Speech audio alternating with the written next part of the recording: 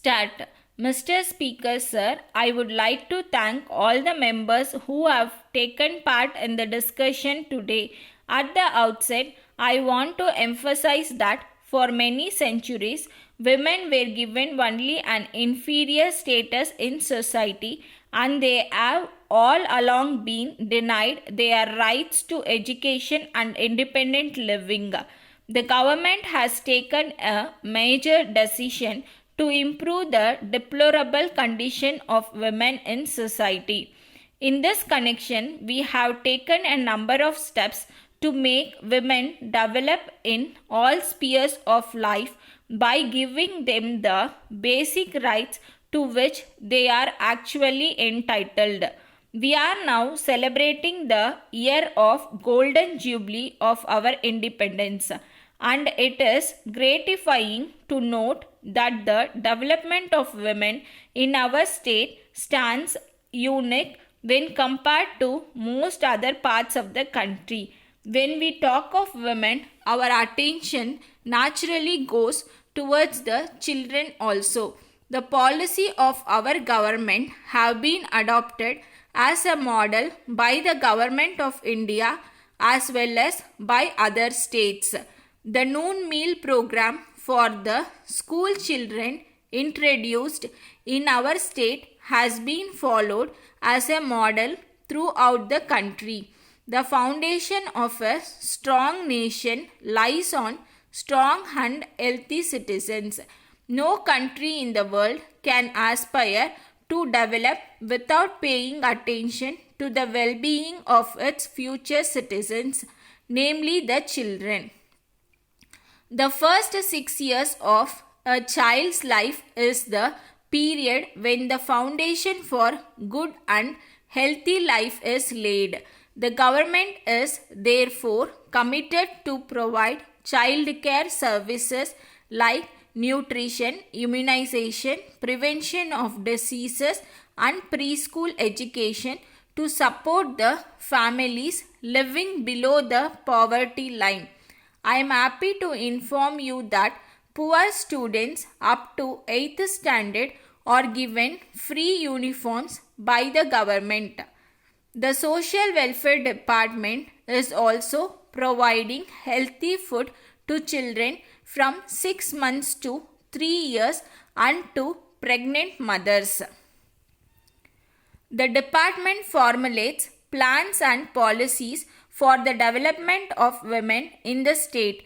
You would be happy to note that this year the government has come forward with new schemes for providing institutional care for widow and helpless women in order to help them to rebuild their life once again. 4 service homes are run throughout the state by the Social Welfare Department. I am sure that honorable members would extend their cooperation to the government in running these homes successfully. You are aware that with the increase in the level of education, more and more women are seeking employment opportunities today. This takes them away from their homes and family. Even though many women are coming forward for various jobs, the facilities for their accommodation are not available easily. Taking into consideration their hardship, the government has decided to open 3 more working women's hostels in urban areas this year.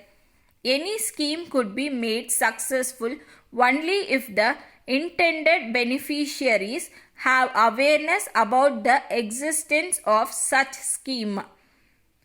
Therefore, in order to provide information to women about the various schemes implemented for their welfare, a guidance center is functioning in the state. Many honorable members today spoke about the need for support for the girl child.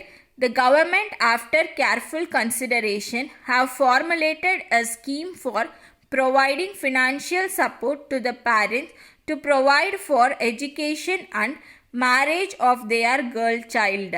In this connection, I am happy to state that from this year, incentives would be given to those parents who opt for family planning after the first or second girl child. With this, I conclude my speech and request the House to grant the demand. Letter from Golden Shipping Corporation, Bombay, to the Secretary to Government, Ministry of Surface Transport, New Delhi. Sir, we are a reputed company in the shipping and clearing industry for the past 2 decades. We would like to inform you that all along we have been enjoying a very good relationship with the port authorities as well as the departmental officers. But we are sorry to say that of late, we are facing many difficulties in the allocation of berths in the various ports in the country as well as in getting various certificates prescribed by the government. In this connection, we would like to place on record that our business interests are genuine and lawful, and we assure that they will remain so in future also. We feel that the department officials are acting in a biased manner due to pressure from rival companies. Even if we submit all the forms and documents in a proper manner, they are returned back for some reason or other. Our employees are made to run from pillar to post to get approval and sanctions. This kind of non-cooperation and delay not only affects our functioning and clearing activities but also affects the good name earned by our company among the customers. We therefore request you to kindly take into consideration our past record and instruct your officials to help us in completing the routine formalities, at least in future. Yours faithfully. Stop.